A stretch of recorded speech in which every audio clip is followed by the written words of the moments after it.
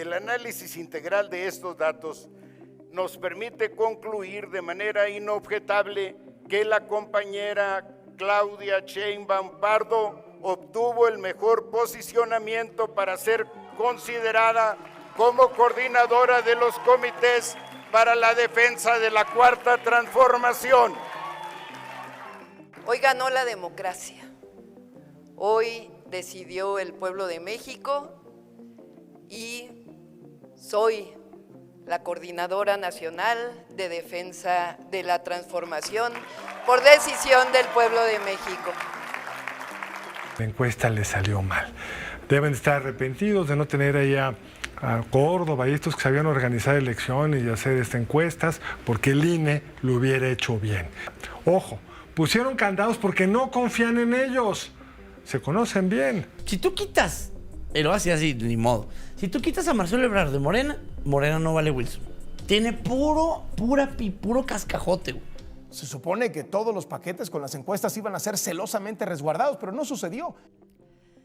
Bueno, pues ya hay relevo para dar continuidad al movimiento que hasta ahora ha liderado el presidente Andrés Manuel López Obrador, y se da esto en medio de un gesto de unidad y de un reconocimiento generalizado en torno a los resultados y en torno al mismo proceso, salvo por un personaje. Vamos a dar detalles de cómo estuvo todo esto, pero pues de entrada, hay que decirlo, ya para 2024 el Movimiento de Regeneración Nacional tiene una candidata y se llama Claudia Sheinbaum.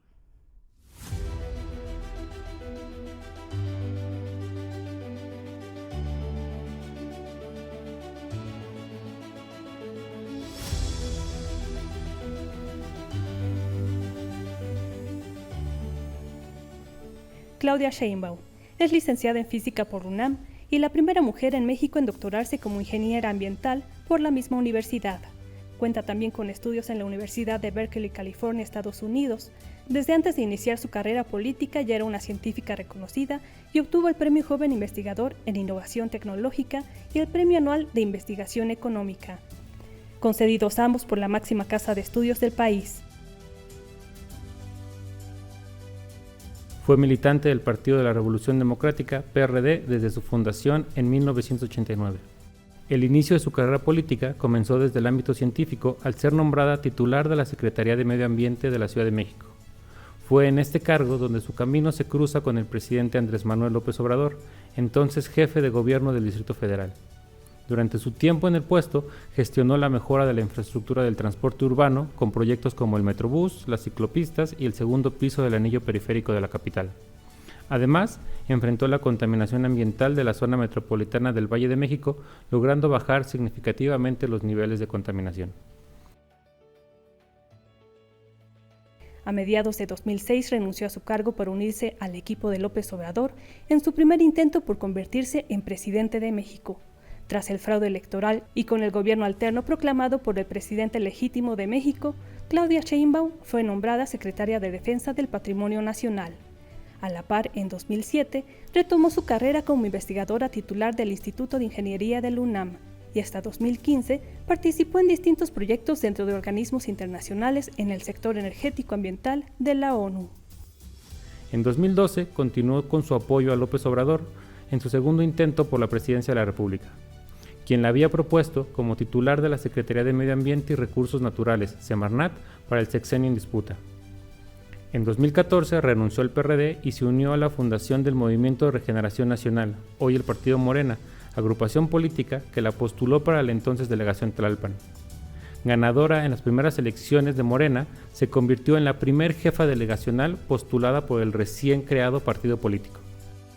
Durante su gestión en el cargo, se enfrentó a una polémica por las deficiencias en la supervisión de la construcción del colegio Enrique Rebsamen en Tlalpan, que provocaron su colapso y la muerte de 26 personas, entre niños y adultos, tras el terremoto del 19 de septiembre de 2017. En 2017 compitió con Martí Batres, Mario Delgado y Ricardo Monreal por la candidatura para la jefatura de gobierno de la Ciudad de México, ganando la postulación mediante un proceso de encuestas abiertas a toda la población. En 2018 se convirtió en la primera mujer electa para gobernar la capital del país. Durante su gestión como jefa de gobierno, se mostró comprometida en favor de la diversidad cultural, del medio ambiente, de la defensa de las mujeres y de los pueblos autóctonos.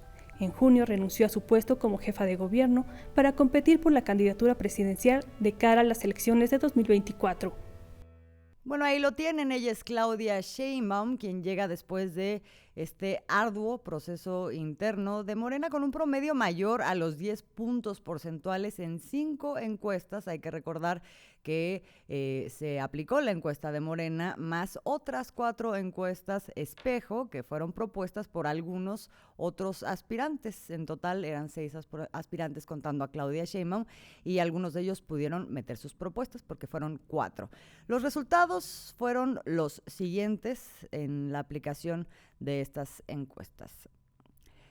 Marcelo Ebrard quedó en la encuesta de Morena con un 25.6%, Adán Augusto López un 10% de preferencia, Ricardo Monreal 6.5%, Noroña 12.2%, Claudia Sheinbaum 39.4%, casi 14 puntos por encima de Marcelo Ebrard en esta encuesta, y Manuel Velasco del Partido Verde Ecologista 6.3%. Las otras 4 encuestas más o menos por ahí rondan los resultados, nada más para no estar dando todos los números y que no nos digan nada, nada más les comento que en la encuesta Géliga, ¿no?, hay una diferencia entre Claudia Sheinbaum y Marcelo Ebrard de 15 puntos. En la encuesta Buendía y Márquez hay una diferencia de 10 puntos porcentuales entre los dos, también claro encabezando Claudia Sheinbaum. En la encuesta de Las Heras de Motecnia la diferencia es de 15 puntos también, más o menos. Y en Mercaey, que es la que llamaría la atención porque es la propuesta por el equipo de Marcelo Ebrard, también, de hecho, esa es la que más se acerca con el resultado de la encuesta de Morena, con alrededor de 13 puntos y algo puntos de diferencia entre Claudia Sheinbaum encabezando y Marcelo Ebrard. Entonces, lo que vemos es que tenemos un resultado contundente que además fue reconocido por 4 de los 5 aspirantes que compitieron con Claudia Sheinbaum. Y vamos a ver más adelante la excepción, que fue el caso de Marcelo Ebrard, que quedó en segundo lugar.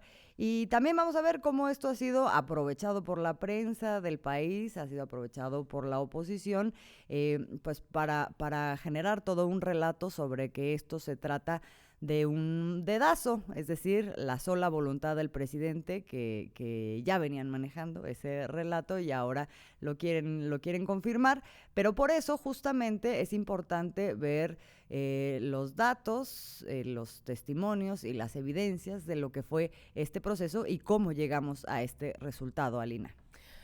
Hola, Azul, Oscar, creo que ya por fin pasaron estos 2 largos meses que para muchos y muchas fue bastante complicado, ¿no? El darle seguimiento a propuestas que no podrían al final ser propuestas por el tema de la veda electoral, es decir, bastante complejo, ¿no? Pero también era algo que venía marcando un hito dentro de los procesos en este país, que a mí me parece fascinante, lo hemos explorado por aquí, que comienza hace 2 meses con la convocatoria del Partido Movimiento Regeneración Nacional, abriéndole la puerta a 6 candidatos, que en este caso no son llamados así por los mismos tiempos electorales, que es los coordinadores o coordinadoras en defensa de la Cuarta Transformación, ¿no? De los comités en defensa de la Cuarta Transformación.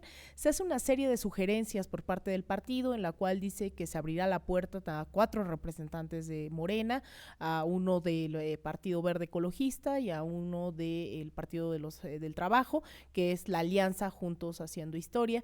Y entonces arranca esta convocatoria diciendo también que se sugiere que sean eventos, mítines o reuniones con la ciudadanía que estén marcadas por la austeridad, que no se acudan a los grandes medios corporativos que han estado sistemáticamente fungiendo un rol de opositores a la Cuarta Transformación, y establece pues una serie de medidas básicas, pero sobre todo lo más importante es esta serie de encuestadoras, ¿no?, que proponen los propios candidatos aspirantes, los propios aspirantes a coordinadores de estos comités de defensa de la 4T, y cada uno propone a 2. se hace un sorteo en el cual se elige a 4, ¿no? Que es lo que estamos viendo ahorita, ya has comentado los resultados de cada una, y a la par Morena decide hacer una encuestadora espejo. Ya en ese momento ya había habido altercados, recordarán también el equipo de Marcelo Ebrard había señalado que no iba a reconocer porque no estaba la que él había propuesto, y es Ricardo Monreal, líder de Morena en el Senado,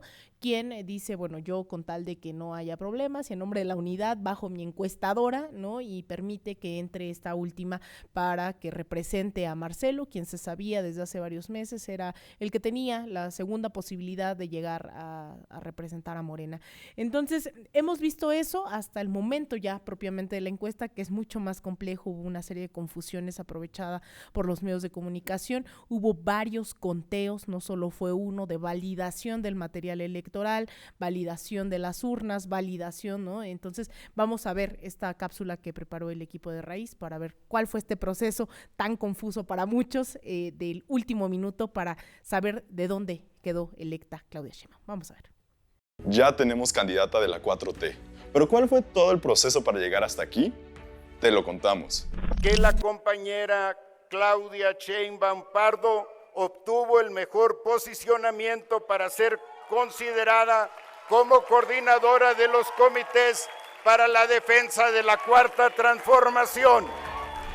La carrera rumbo a las elecciones de 2024 comenzó el pasado 11 de junio, cuando los 6 aspirantes se inscribieron en la convocatoria para liderar el movimiento. Al grito de unidad, las y la contendiente aceptaron condiciones, como renunciar a sus cargos públicos, no asistir a medios opositores y establecer como método de selección una serie de 5 encuestas, 4 espejos y la del partido.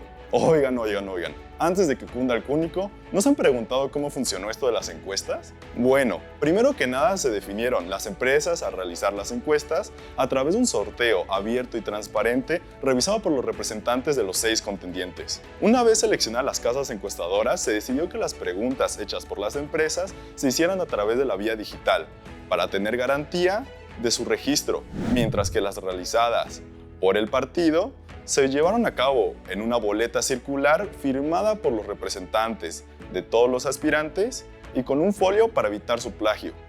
Terminada su aplicación, las urnas con las boletas fueron selladas y resguardadas por una empresa de seguridad, misma que las transportó para realizar su reconocimiento, inspección y validación física hasta el World Trade Center por parte de los representantes de todos los aspirantes. Durante esta última fase, se comprobó que los paquetes vinieran sellados y acomodados por casa encuestadora que los implementó. Después se realizó la validación de las papeletas y el conteo de votos, con presencia en todo momento de los representantes de todas las corcholatas. Con un total de 12.500 personas encuestadas como parte de un muestreo estadístico y un margen de error mínimo, se anunció a la ganadora. Bueno, como podremos ver, es un proceso pues lleno de bastantes candados, ¿no? Que pues era lo que se buscaba, dar certeza al proceso. Creo que se logró desde mi muy humilde opinión, no solo desde la propuesta de convocatoria de aspirantes a los candidatos de representación de la Cuarta Transformación, sino también ya en las encuestas mismas, ¿no? Es decir, se validó la urna, se validó la boleta electoral en la cual se firmó, después, es decir, todo este proceso bastante complejo buscaba de todas formas, de todas las formas posibles, dar certeza, no solo, creo, eso es muy importante decirlo, a los que buscaban representar a la Cuarta Transformación, sino a la ciudadanía que estuvo dando seguimiento, creo yo, no lo sé, si mis 34 años no me dan para decirlo con certeza, pero yo creo que no había habido un proceso al cual se le diera tanto seguimiento en lo interno de un partido, ¿no? Ya estaba dado, ya había pues el electa, el representante, ¿no? Vemos que el Frente Amplio, ahorita veremos, no necesariamente optó por ese proceso interno, fue un dedazo disfrazado de todo un proceso, y estos candados, creería yo, son razones suficientes para creer que las encuestadoras que propusieron los candidatos equiparadas con resultados muy similares, las 5 de ellas, no solo una con otra, entre el primero y el segundo lugar hay resultados consistentes en todos ellos, y con todos estos candidatos yo esperaría que se pudiera avanzar en este proceso de unidad como se esperó desde un principio el presidente López Obrador, el partido, la alianza trató de cuidar, de ser bastante cuidadoso, pero pues vimos que no necesariamente fue así desde el momento uno. Fueron varios elementos que se aportaron en estos meses, pero sobre todo ya en la elección, pues pareciera que hay rupturas inminentes. Pareciera que hay rupturas inminentes. A mí me parece importante destacar esto de lo que hablas del proceso que tiene que ver con los candados. No es nada más la elección de las encuestas, sino el hecho de que los representantes de cada uno de los aspirantes y también de Claudia Sheinbaum estuvieron presentes en toda la parte del proceso, ¿no? Hoy hablaban de una cadena de custodia desde el momento del levantamiento de la encuesta hasta que se van a las urnas, hasta que las trasladan, luego las abren, todo el momento del conteo. Siempre estuvieron presentes todos los representantes. Entonces, si eso no es blindaje, entonces pues yo no sé qué lo sea. Lo que sí es que pues ninguno de estos procesos se podría salvar de irregularidades y sin embargo lo que sabemos, también avalado por todos los representantes, es que estas irregularidades no representan nada que pudiera alterar significativamente el resultado final que ya hemos comentado aquí. Y sin embargo, sí hay un cuestionamiento fuerte que lleva, como dice Salina, a una ruptura y es el cuestionamiento de Marcelo Ebrard. Sí, no es nuevo lo que pasó este día. Marcelo Ebrard ha venido cuestionando todo el proceso desde el arranque prácticamente. Empezó a decir que no hubo piso parejo, primero, aceleró a todos para que los que eran todavía funcionarios renunciaran a sus cargos sin la necesidad de hacerlo, y quien no hiciera lo que él iba diciendo, entonces se constituía como en alguien que estaba ejerciendo un trato preferencial, ¿no? Por ahí empezó, yo siento que Marcelo empezó a tejer la narrativa de la duda, de empezar a meter la duda. Creo que con un objetivo muy claro que él ya tenía muy bien planteado desde el principio. Creo que hay varias hipótesis, pero una de ellas es que pues quería como vender muy caro el reconocimiento de su derrota, ¿no?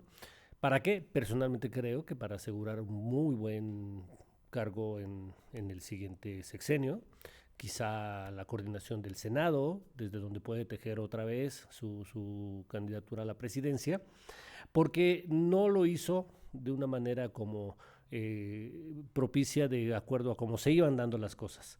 Las encuestas que se hicieron a lo largo del último año, no hubo una sola que tuviera una preferencia para Marcelo. Eran consistentemente favorables. Ni siquiera desde que empezó el proceso. Exacto. Muchos meses favorables y consistentemente en favor de Claudia, ¿no? Eso no puede ser ignorado por un político como Marcelo. O sea, cometeríamos una ingenuidad en pensar que no se dio cuenta que no podía ganar, ¿no? Entonces, todo su discurso estuvo encaminado a sembrar la duda en distintas etapas del proceso. Y este día, cuando ya iba avanzado el conteo, como eso de las mediodía más o menos, salió a decir que ya se habían dado cuenta de que de que ya no tenía remedio la elección, y empezó a manifestar la necesidad de que se repusiera el proceso, es decir, a descalificarlo ya por completo, ¿no? De ahí luego los representantes de Marcelo se salieron en un momento determinado del salón donde se lleva el cómputo, y cuando quisieron regresar, bueno, pues el equipo de seguridad del World Trade Center, donde estaba el salón ubicado, pues ya no los dejaron entrar. Pero déjame hacer ahí un paréntesis que creo que es muy importante. Yo, como buenos periodistas, sabemos que tenemos que mostrar pruebas y lamentablemente me ganó el shock. Yo estaba ahí enfrente y me dio la impresión de que era algo pues medianamente planeado, ¿no? Porque era evidente que no todos podían entrar, se necesitaban ciertos gafetes. Yo, si no me equivoco, los gafetes no eran los correspondientes porque un día antes habían dado otros gafetes que ya no estaban dejando entrar, y la actitud fue sumamente prepotente, ¿no? De estos representantes del equipo de Marcelo Ebrard. Intentaron entrar, se ven los videos cómo iban solas, iban a poder entrar, ¿no? Accesar, pero permitió el equipo que se quedaran abiertas las puertas, ¿no? Y eso permitió que, lo sabemos, camarógrafos, no necesariamente nuestro gremio en México es algo que mandemos al mundial a que nos represente, ¿no? Tiene técnicas bastante cuestionables. Pues en el desespero de que ya se iba a dar el anuncio, los vi correr, ¿no? Y insisto, me decepcionó mi instinto periodístico de grabar, ¿no? Fue más el shock de ver de repente una turba queriendo entrar al World Trade Center, y de repente escuché a alguien del equipo de Marcelo Ebrard, un diputado, gritando, les vamos a romper la puerta, ¿no? Cuando claramente no era la dinámica que había prevalecido durante todo este tiempo. Entonces, más allá, creo, de ese evento en particular, yo lo situaría en parte de todo esto que vienes enumerando, ¿no, Oscar? Que había muchas maneras, es contundente que incluso en una conferencia de prensa en ese momento hablan de represión, de golpes, de violencia, cuando lo que se ve es la turba de los medios, de los camarógrafos, tratando de irrumpir, no propiamente Malú, ¿no?, que es la senadora que representaba, sino los medios de comunicación en el desespero de se nos va la nota, queriendo entrar, irrumpir en el espacio. Ella se retira, a los 5 minutos se ve que todo está en calma, que puede regresar, puede entrar, ¿no? O sea, a mí me parece que eso pues también lo aprovecharon obviamente los medios de comunicación para decir que se le estaba impidiendo el acceso. Y a mí sí me gustaría señalar también, y con eso pues dejarte otra vez la palabra, Oscar, para la interrupción, pero me parece muy grave porque había adentro representantes de Marcelo, ¿no?, que después de eso se salieron y no quisieron estar presentes en el momento en que las encuestadoras abren ya los sobres y dicen quién es el ganador o ganadora, ¿no? Entonces, eso también hay que decir. Sí, pareciera algo como planeado para luego justificar que no estuvieron ahí, ¿no? Como si se los hubieran impedido y eso no fue así. Que es una forma, digamos, un modelo de actuación que, como dices, Oscar, se ha venido repitiendo en los últimos 2 meses por parte pues del equipo de Marcelo. Sí, sin duda. Y fue aprovechado, y a partir de que se salen, Marcelo sale a dar palabras muy fuertes, yo creo que las más fuertes que ha dado hasta ahora, cuando llama traidores y les llama cobardes a Mario Delgado, el dirigente nacional de Morena, y a Alfonso Durazo, porque pues a él les atribuye sin prueba alguna que ellos habrían dado la orden para que golpearan a sus representantes. Y ellos salieron a dar declaraciones después diciendo... Y no hay una sola prueba que haya sido así. O sea, como tú dices, fue producto precisamente de esas ganas de los reporteros de entrar, ¿no?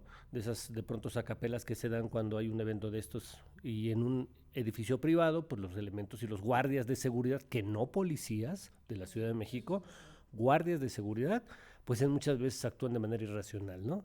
Entonces, se agarran de ahí y dicen, ya no vamos a estar en el conteo, nos retiramos. Y a partir de ese momento, pues empezaron a generar en los medios de comunicación, les dieron como la carnita, ¿no?, a los medios de comunicación corporativos para empezar a decir el proceso está viciado. O sea, se agarraron. Porque además no solamente usan el episodio, sino que lo acompañan de una declaración que me parece a mí que es muy fuerte de Marcelo, que es decir, tenemos que rehacer todo el proceso. Sí. O sea, desde ahorita lo desconocemos, lo descalificamos y como queriéndolo acomodar, ¿no? Para no quedar como un mal perdedor, dice, incluso no conocemos los resultados todavía, o sea, se adelanta los resultados para poder justificar que no es en función de los resultados, cuando lo que sabemos es esto, que el último año pues no ha sido favorecido por las encuestas, ¿no? Lo cual resulta raro, o sea, no conocemos los votos, dijo Marcelo, pero impugnamos el proceso, o sea, como muy inconsistente, creo que y además, hoy sí pero además el partido fue muy insistente, porque no es que el partido dijera el proceso fue perfecto. Desde un momento, desde el día 1 dijeron, claro que hay complejidades, claro que hay, porque esto no se había hecho no en Morena, sino en la historia de este país. Así es. Se estaban levantando 12,500 encuestas, 2,500 encuestas por encuestadora, 2,500 del partido de Morena. Claro que el despliegue de hacer en 4 días una encuesta de estas dimensiones genera retos. El mismo partido, ¿no?, que es un tema que está pendiente en la agenda para la nueva candidata, si es que es presidente, el tema de la violencia. Se registraron casos, lo dijo el mismo Mario Delgado, Durazo, ¿no? Lo dijo el partido en general. Pues sí, se registraron incidentes donde pues Morena no pudo terminar los levantamientos por temas de seguridad. Citlali Hernández a las afueras del World Trade Center salió a decir, hasta donde sé, esto fue minutos antes, cerca de 2 horas antes más bien, de que se dieran ya los resultados oficiales. Ella dijo, yo de mi conocimiento hasta ahora, ingresó, ¿no?, para ya dar los resultados finales. Eso seguramente se tendrán que dar, porque también creo que tenemos que aspirar a esa transparencia total. Sí, sin duda. Dijo algo así como que se habían invalidado 6 paquetes, ¿no? 6 urnas. Que era a mí me parece 99 normal. O sea, me parece normal de cualquier proceso, de cualquier encuesta que además por algo se habla de los márgenes de error. Sí, ¿no? O sea, no es duda. como que las encuestas son perfectas. Pero agarrarte de un elemento como ese para, sin evidencia, hablando de porcentajes que son inciertos, sin tener en tus manos pruebas de lo que estás diciendo, porque incluso hablaban de ciertos porcentajes de irregularidades, cuando Morena también estaba hablando de porcentajes, pero que no tenían ninguna incidencia en el resultado final. Un resultado final que pasa los 10 puntos de diferencia. Claro, y entonces no son es 2 como muy puntos. difícil sostener, no, pues mira, encontramos en 300 que eran urnas, de las 2.500 que hubo, pues algunas irregularidades, pues ¿cómo puedes sostener que sobre eso quieras ahora impugnar todo el proceso y que se vuelva a realizar? Pero volvemos, es como, digamos, la actitud sistemática un poco a lo largo de todo el proceso ha sido eso. Si el movimiento, incluso el presidente, cuando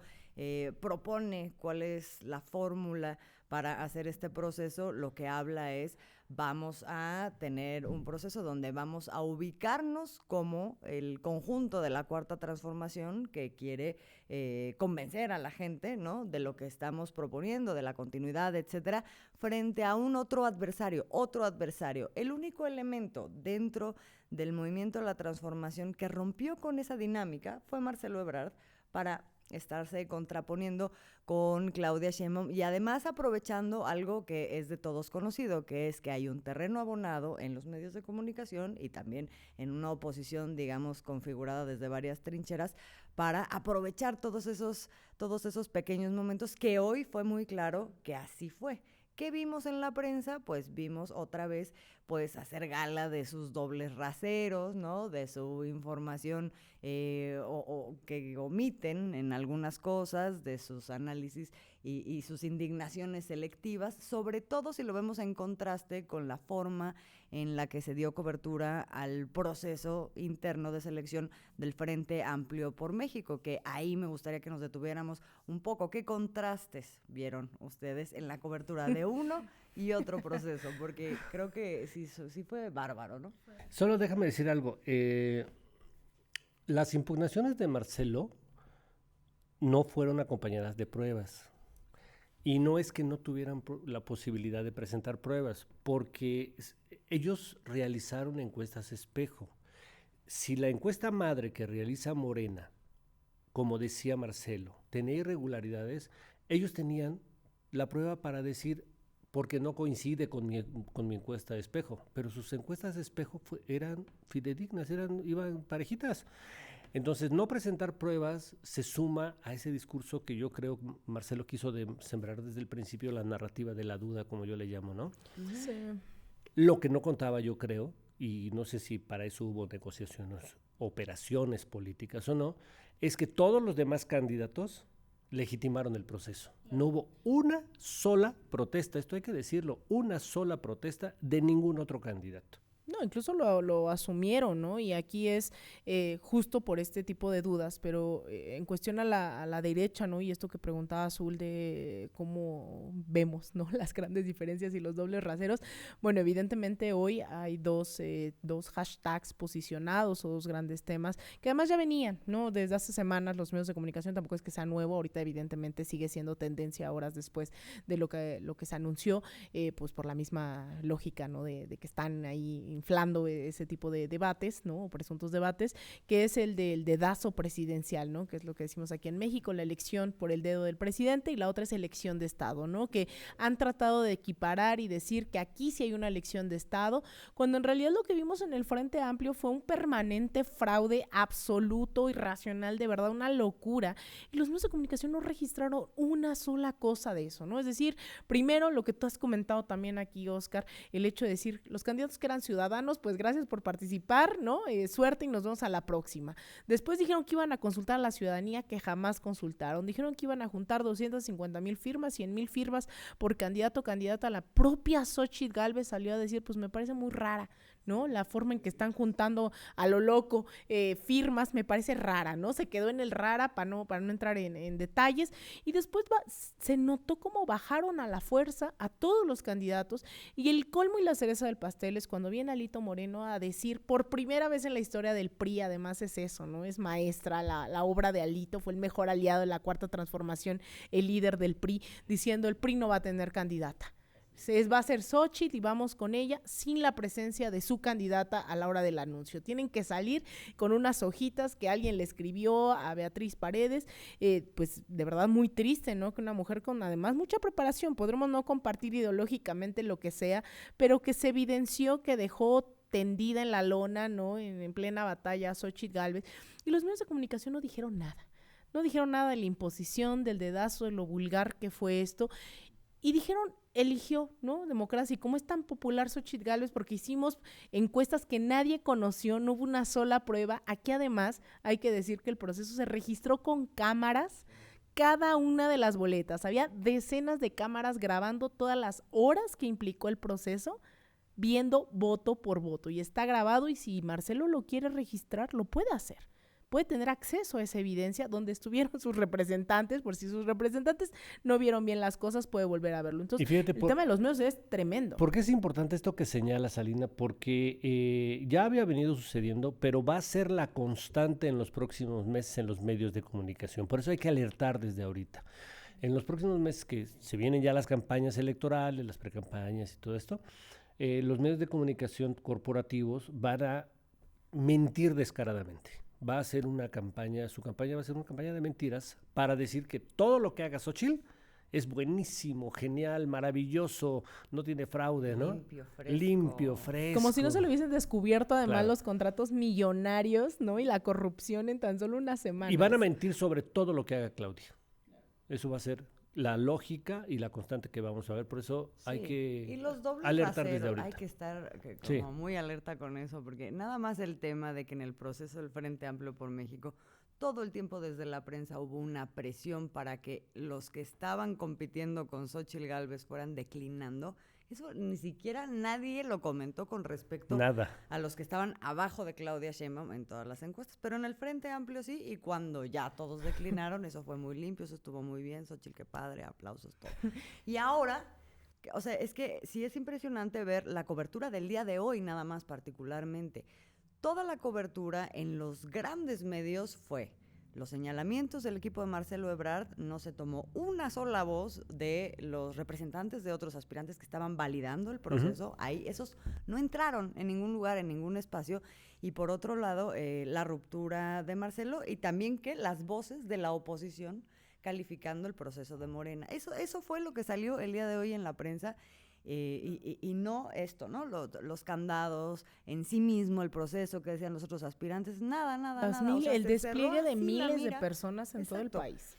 Entonces, todo para poder decir, esto se trató de un dedazo. Entonces, bueno, vamos a estar viendo, como dices, Oscar, de manera sistemática. Sí. Y ojo, nada más ahí yo, antes de que, seguramente esto vamos a hablar también en otros programas, porque no solo es Marcelo como persona, como individuo, sino que al parecer, y la alerta que hace es que no solo es el acompañamiento que tiene de los medios, sino la posibilidad, que es un tema sumamente sensible para el obradorismo, para la Cuarta Transformación, que es judicializar la vida interna de un partido, que la derecha sistemáticamente ha usado los tribunales electorales, los organismos que se han denominado autónomos, que hoy representan parte fundamental de la oposición. No se entiende la oposición, la derecha en este país, sin esos tribunales electorales, sin ese poder judicial.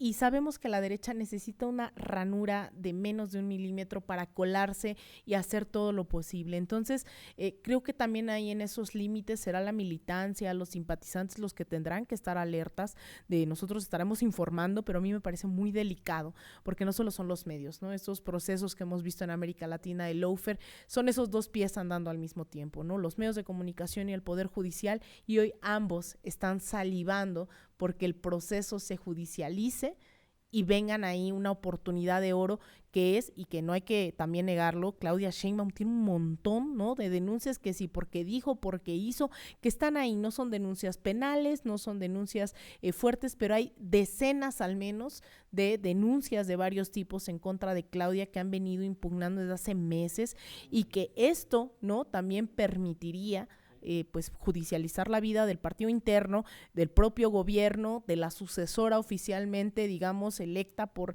las bases y los simpatizantes de la Cuarta Transformación, y ahí sí está en peligro, ¿no?, la democracia, ¿no?, al menos dentro de la Cuarta Transformación. Sí, Óscar. Sí, no, yo también coincido con lo que dice Aline, es un riesgo que va a estar muy presente ahí, hay que estar muy atentos a ellos.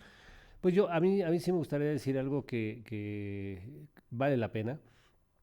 Creo que hoy hay una candidata de Morena electa, designada de una manera democrática, como no se había hecho nunca antes en este país, transparente y con cuestionamientos, sí, pero solo de un candidato que no presentó pruebas en torno a ese proceso. Entonces, una candidata legal y legítima. Sí, sí. Creo que eso es muy importante. Llegado a este punto, una Claudia Sheinbaum que había sido señalada como favorita del presidente en algún otro momento, incluso dentro de Morena, llega con toda legitimidad frente a la ciudadanía, pero estaremos viendo estos nuevos horizontes, porque esto que ha sido un parto, hemos tardado muchísimo aquí, ha sido muy complicado, y sin embargo apenas está comenzando ahora sí que el proceso sucesorio, y lo que viene pues está también muy interesante. Es el tema de que se posibilite la judicialización. Yo lo veo complicado, no siento que hay tanto que judicializar, pero sin duda está la intención, y vienen también sembrando ese esos escenario. Procesos ni tantito Sí, no, así. y ya lo hicieron. Sí. Claro, no es la primera vez. Con no es la dos candidaturas. O con el propio Andrés Manuel en el 2004, ¿no? Es cierto, es cierto. Y déjenme decir nomás algo que me parece que también es de suma relevancia, que por la designación de Claudia de pronto a lo mejor no se va a notar tanto tan de inmediato. El mismo presidente, y por decisión del presidente, este día se cierra el ciclo de liderazgo de Andrés Manuel López Obrador al frente de Morena. Correcto. O sea, no es cualquier cosa, estamos hablando de 33 años de un líder al frente de los movimientos populares de México. Y por decisión del propio presidente, hoy dijo, le voy a entregar el bastón de mando. No, lleva días diciendo eso es muy importante. A Claudia. Entonces, no es cualquier cosa, se cierra un ciclo, pero por decisión del propio presidente. Es decir, te está hablando de ese no apego al poder y el decir... Y un año completo, claro, para esta transición es algo que no se ha visto, no se ha visto en la región. No se ha visto, y estamos en tiempo real conociendo, entendiendo y también compartiendo con usted. Tenemos mucho más de qué platicar en los episodios venideros, pero ahí le vamos a dejar por el día de hoy. Morena tiene candidata para el 2024, es Claudia Sheinbaum, y nosotros somos Alina Duarte, Óscar Camacho y Azul Alzaga. Le agradecemos muchísimo, como siempre, que nos haya acompañado y que también nos acompañe en nuestras redes sociales de Raíz Media. Nos vemos en la próxima oportunidad.